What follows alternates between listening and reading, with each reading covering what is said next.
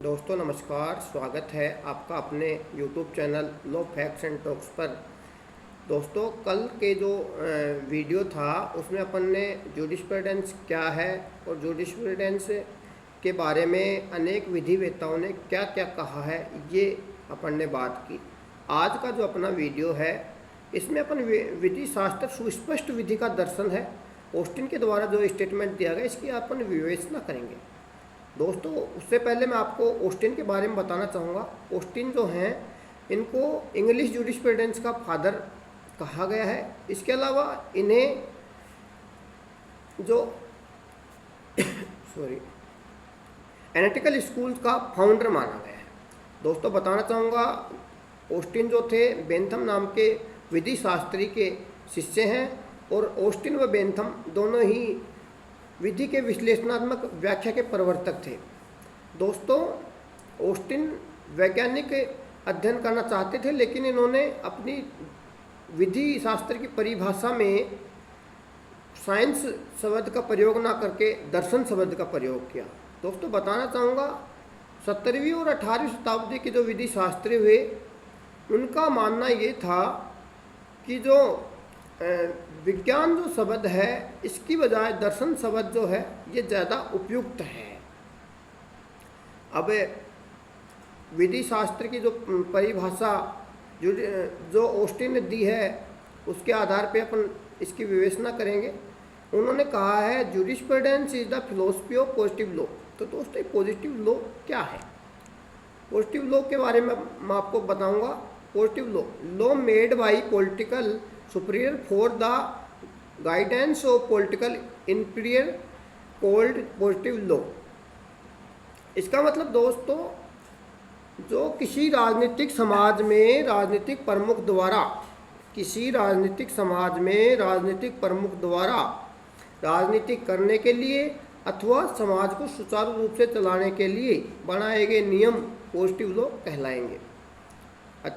दोबारा से मैं रिपीट कर रहा हूँ, किसी राजनीतिक समाज में राजनीतिक प्रमुख द्वारा राजनीतिक करने के लिए या अपने समाज को सुचारू रूप से चलाने के लिए बनाए गए नियम कानून ही पॉजिटिव लॉ कहलाते हैं। दूसरी स्टेटमेंट इन्होंने दिया ऑस्टिन ने कि law as it is.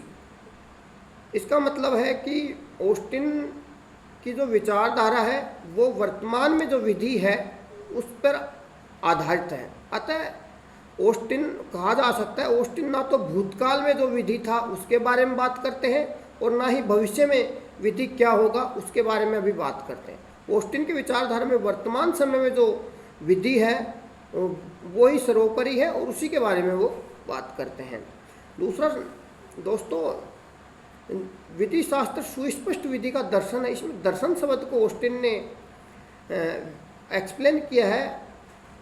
Austin ने सामान्य के साथ तुलनात्मक और दर्शन के साथ सामान्य सिद्धांतों का भावार्थ प्रयुक्त किया है। अतः कहा जा सकता है ऑस्टिन विधि शास्त्र को एक्सप्लेन से अनेक विधि व्यवस्था में पाए जाने वाले सिद्धांत, मनोभाव व विविधों के बारे में बात करते हैं। ऑस्टिन ने विधि शास्त्र को दो भागों में विभाजित करके एक्सप्लेन किया है। एक सामान्य विधि शास्त्र, दूसरा विशिष्ट विधि शास्त्र। विशिष्ट विधि शास्त्र को ही व्यवहारिक विधि शास्त्र कहा गया है और इसे ही राष्ट्रीय विधि शास्त्र कहा गया है।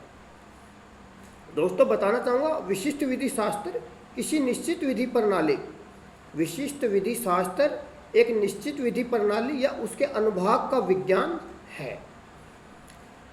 अतः कहा जा सकता है किसी देश के या किसी समुदाय के पर्टिकुलर या किसी एक टाइम पीरियड के लिए ही सीमित है। इन्होंने कहा है कि ये जो विधि शास्त्र जो है विशिष्ट विधि शास्त्र ये किसी देश या समुदाय के किसी एक पर्टिकुलर टाइम पीरियड के लिए ही सीमित है। अतः कहा जा सकता है विशिष्ट विधि शास्त्र के आधार पर ऑस्टिन ने सीमित कानून व्यवस्था को बताया है, सीमित कानून व्यवस्था को ही बताया है।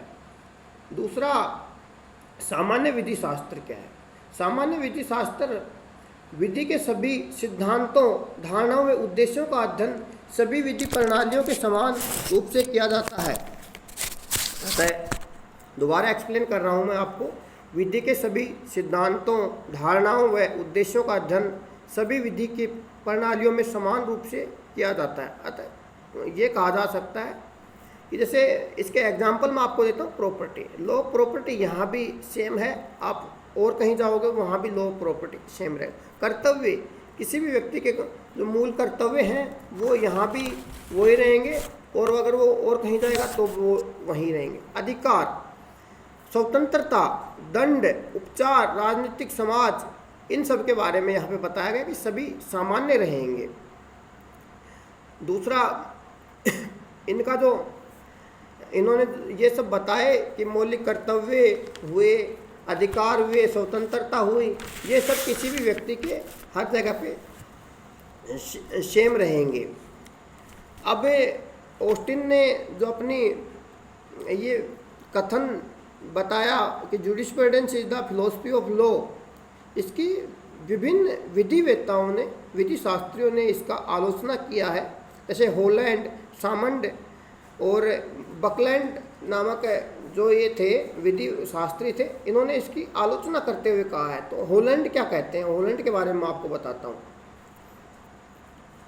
होलैंड सॉरी एक मिनट,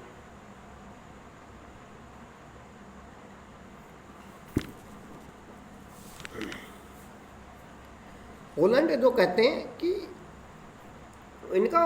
इसकी जो आलोचना करने का जो मुख्य आधार था वो यह था विधि शास्त्र को विशिष्ट और सामान्य विधि शास्त्र में वर्गीकृत किया जाना रहा है। होलैंड का कहना है कि विधि शास्त्र जो है वो एक प्रगतिशील विज्ञान है जो निरंतर बढ़ रहा है, तो इसको आप एक विशिष्ट रूप में वर्गीकृत नहीं कर सकते हैं। दूसरा, सामंड जो है, इनका जो कहने का मतलब ये था कि सामंड जो कहना चाहते हैं कि ये एक विज्ञान है।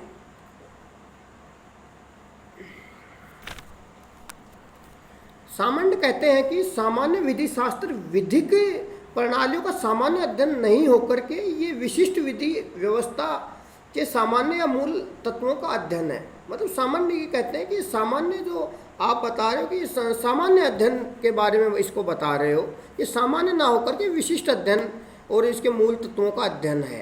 ये सामंड इसके बारे में कहते हैं। एक डायस नाम के विधिवेत्ता थे, वो भी इसके बारे में कहते हैं कि ऑस्टिन ने विधिक प्रणाली की विपुलता और विकसित अवस्था का कोई आधार नहीं बताया है। दूसरे कहते हैं ऑस्टिन ने तो ये भी नहीं बताया कि सामान्य सिद्धांत वे हैं जो तथ्यतः सामान्य तौर पर पाए जाते हैं अथवा किसी भी कारण से सामान्य मान लिए जाते हैं। तो मानो ये कहना चाहते हैं कि इन्होंने एक्सप्लेन नहीं किया है कि कौन कौन से सामान्य में रहेंगे और कौन कौन से विशिष्ट में रहेंगे।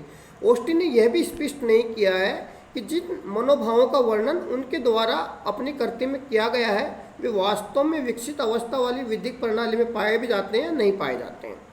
इसके बाद बैकलैंड का जो आलोचनात्मक है वो आता है, वो क्या कहते हैं, बैकलैंड ऑस्टिन का आलोचना करते हुए कहते हैं कि ऑस्टिन का सामान्य विधि शास्त्र की बात की है लेकिन उसे व्यवहार में अपनाया नहीं गया है।